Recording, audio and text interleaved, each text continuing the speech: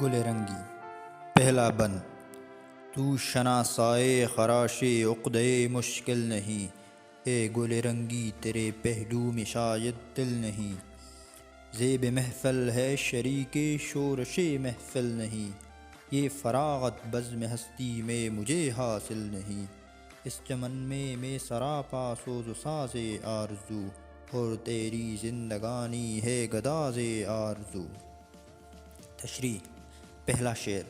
اے رنگین پھول، ایسا محسوس ہوتا ہے جیسے تو اپنے پہلو میں دل سے محروم ہے۔ یہی وجہ ہے کہ تو اس چبھن اور خراش سے آشنا نہیں، جو مشکل خودی کو سلجھانے کے نتیجے میں دل میں پیدا ہوتی ہے۔ دوسرا شعر۔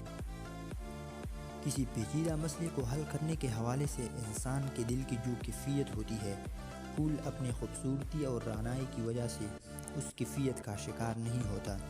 اے رنگین پھول، تو محفل کو چار چاند لگانے کا باعث تو بنتا ہے، لیکن محفل کے ہنگامے اور رونق سے تیرا دور کا بھی واسطہ نہیں۔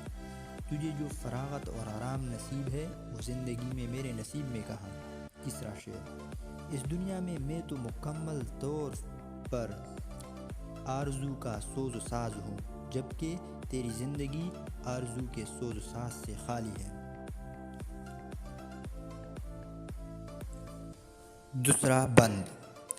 توڑ لینا شاخ سے تجھ کو میرا آئی نہیں، یہ نظر غیر از نگاہ چشم صورت بھی نہیں۔ آہ یہ دستے جفا جو اے گلے رنگی نہیں، کس طرح تجھ کو یہ سمجھاؤں کہ میں گلچی نہیں۔ کام میں مجھ کو دیدے حکمت کے الجھیڑوں سے کیا، دیدے بلبل سے میں کرتا ہوں نظارہ تیرا۔ تشریح۔ چوتھا شعر۔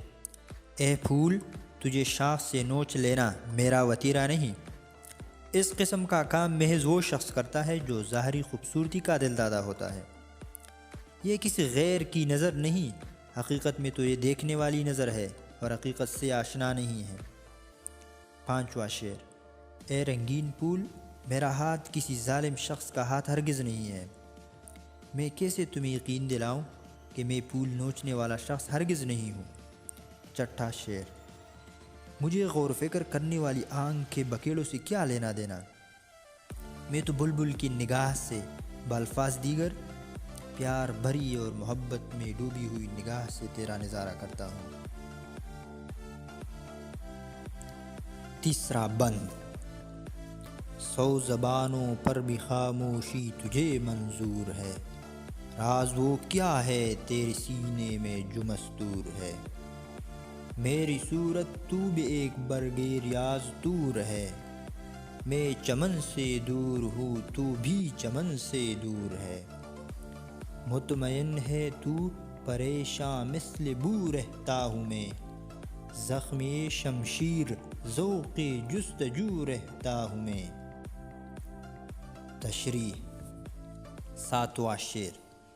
اگرچہ تیری 100 زبانیں یعنی 100 پنکھڑیاں یا پتیاں ہیں، لیکن اس کے باوجود بھی تو خاموش رہنے کو ترجیح دیتا ہے۔ اس راز سے پردہ ہٹا جو تیرے سینے میں دفن ہے۔ آٹھواں شعر۔ میری مانند تو بھی کوہ طور کے باغ کا ایک پتا ہے، میں بھی اس باغ سے دور ہوں اور تو بھی میری طرح اس باغ سے دور ہے۔ اگرچہ تو اس حال میں بھی مست اور مسرور ہے، لیکن میں خوشبو کی مانند پریشان ہوں۔ نواں شعر۔ جس طرح خوشبو بکھر جاتی ہے، اس طرح میں بھی بکھرا ہوا ہوں، مجھے تلاش کرنے کے ذوق و شوق کی تلوار نے زخمی کر رکھا ہے۔